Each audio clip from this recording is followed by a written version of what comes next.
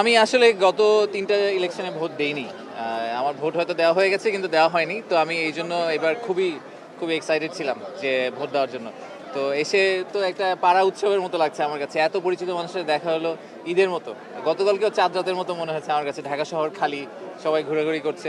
তো অনেক young voter দেখলাম, ছোট ভাইদেরকে দেখলাম। এটা খুব ভালো লাগলো যে টার্ন আউট আমার কাছে মনে হচ্ছে অ্যাটলিস্ট যেখানে আমি এসেছি সেখানে খুবই ফেস্টিভ একটা টার্ন আউট এনভায়রনমেন্ট। সো আশা হচ্ছে যে এত মানুষ জীবন দিল এই ভোটটার জন্য, ভোটটা সুষ্ঠুভাবে হবে এবং যেই নির্বাচনে জিতুক মানে government for the people and by the people, এটাই আমাদের জন্য ইম্পর্টেন্স, সেটা এবার আশা করি হবে।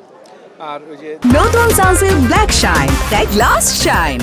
ঝলমলে শাইন করো, গ্লাস শাইন করো। এটা খুবই ইন্টারেস্টিং, এবার সবার জন্যই মনে হয় খুবই ইন্টারেস্টিং।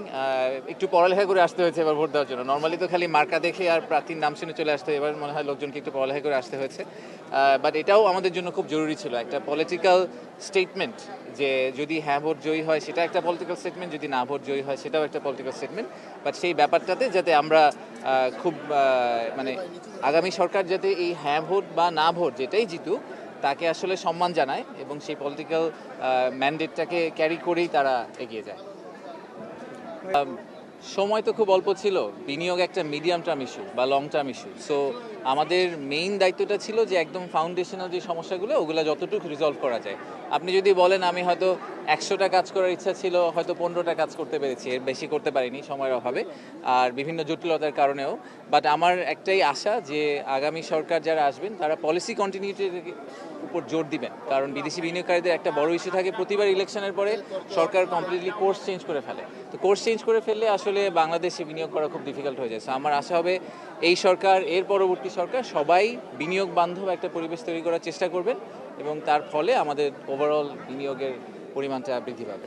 লাস্ট এটা তো আসলে আমার প্রধানমন্ত্রীর সাথে আলাপ করতে হবে।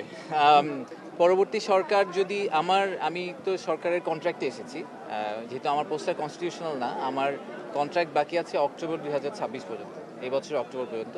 তো অবভিয়াসলি এটা আমাদের আগামী সরকারের ইচ্ছা এবং জনগণের ইচ্ছা, যদি তারা কন্টিনিউ করতে বলেন এবং উইথ ইন্টিগ্রিটিকে বজায় রাখতে পেরে এবং যেই ম্যান্ডেট নিয়ে আমরা অরিজিনালি এসেছিলাম, আমার যে ইচ্ছেটা ছিল দেশের সেবা করা, সেটা সেবা করার সুযোগ দিলে আমি অক্টোবর পর্যন্ত কন্টিনিউ করব। বাট এটা পুরোপুরি আমার মনে হয় let's leave it to tomorrow, কালকে দেখা যাবে। আশিক ভাই, ভোটের পরিবেশ টোটালি